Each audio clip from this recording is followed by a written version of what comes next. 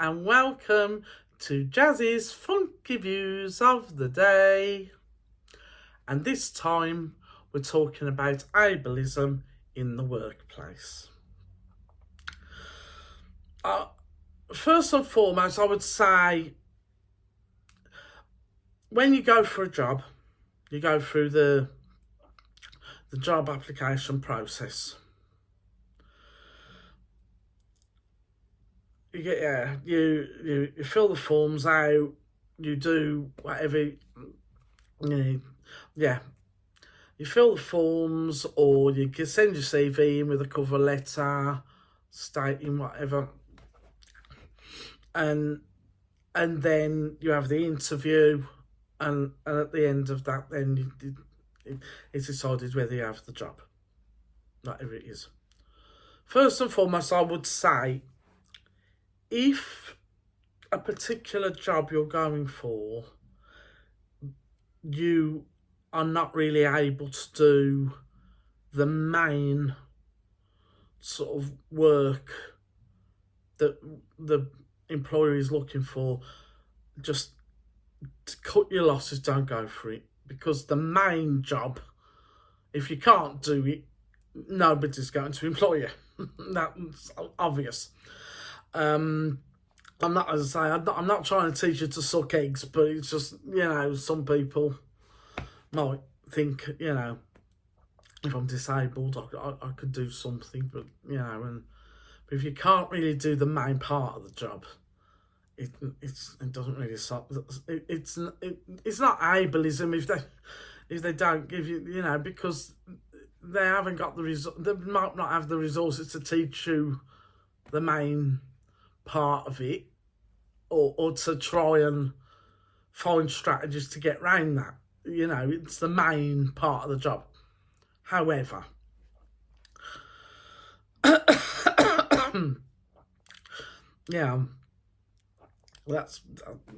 obviously.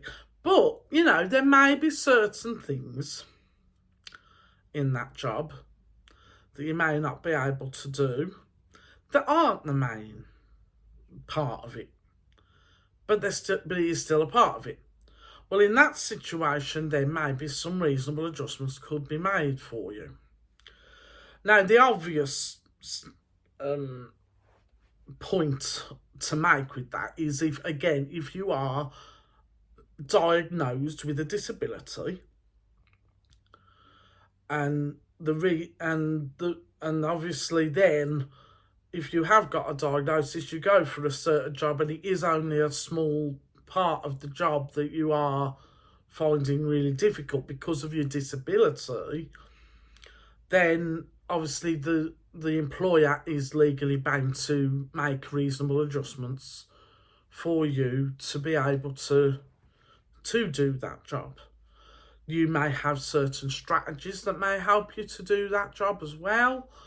And also as well, if it's not so reasonable to have those, to have certain adjustments done, there is options with access to work with the job centre, where with things where it's really difficult to make any adjustments to support a disabled person, there is other provision available so that the employee could tap into to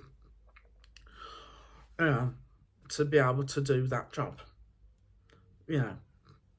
That's under the Equality Act, dealing with actual disabled people who have got a formal diagnosis of a disability. For me, I would say, though, not everybody has a formal diagnosis of a disability. And however, they may, everybody's going to find certain things that they're very good at, or they can't do, unless they sort of have some sort of reasonable adjustment done for them, or they use their own strategies to make them better at certain things to help them out a bit. what I find is that, and that especially that is the case with autistic people, and because a lot of autistic people may well slip through a net and not actually have the formal diagnosis, but they could still be autistic. That doing those strategies or having those reasonable adjustments could be just the difference between, being able to do a job or not. But if they haven't got the formal diagnosis, you don't know.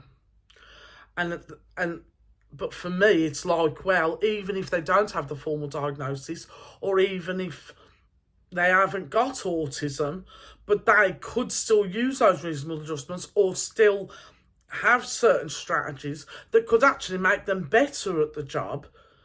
I don't believe that anybody should sort of turn around and say, well, because you haven't got that diagnosis, you can't do it, have that help or support or even do that strategy. You know what I mean? You just do what you can do to try and do the best you can to get to work. And that's really what it is. I was diagnosed with autism at the age of 44. I had jobs in my 20s, and if I knew about the reasonable adjustments and there were certain things around, regardless of whether you got a diagnosis or not, they were just there for everybody if they needed it, then I may well have lasted longer in the jobs that I had than what I did, because of the fact that I didn't even say when I was working, I didn't even know what autism was.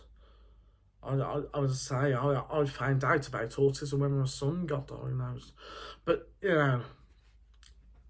so, and that was before I got diagnosed. So, it's one of them, isn't it? But I feel that as long as the job gets done, it shouldn't matter. Like if somebody is using a strategy or a reasonable adjustment, that's why it's called reasonable adjustments. You can make adjustments for anyone, and they can be useful to anyone, but they can choose whether they use it or not. I would say even people who are not diagnosed or may not even want to have a diagnosis, they may not even feel that they have any sort of disability. Don't close your mind to possible help, like possible support systems or certain strategies that might actually benefit the business, the work mod, to actually do a better job. Not necessarily, with me as an autistic, there are certain strategies I have to do so that I can function. And there are certain reasonable adjustments that I would need to have so that I can function in the workplace or whatever. I have to have these things because otherwise I won't work. I couldn't do it at all. But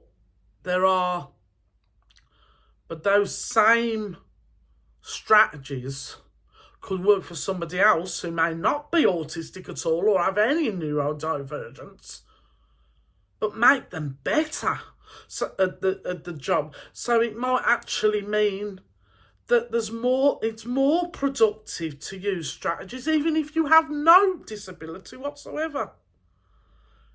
All that matters is the job gets done. It doesn't matter how it gets done, as long as it gets done and it's done efficiently and as quickly as you possibly can do it. That's the most important thing, in my opinion. And that's my funky views of the day. I'll see you later.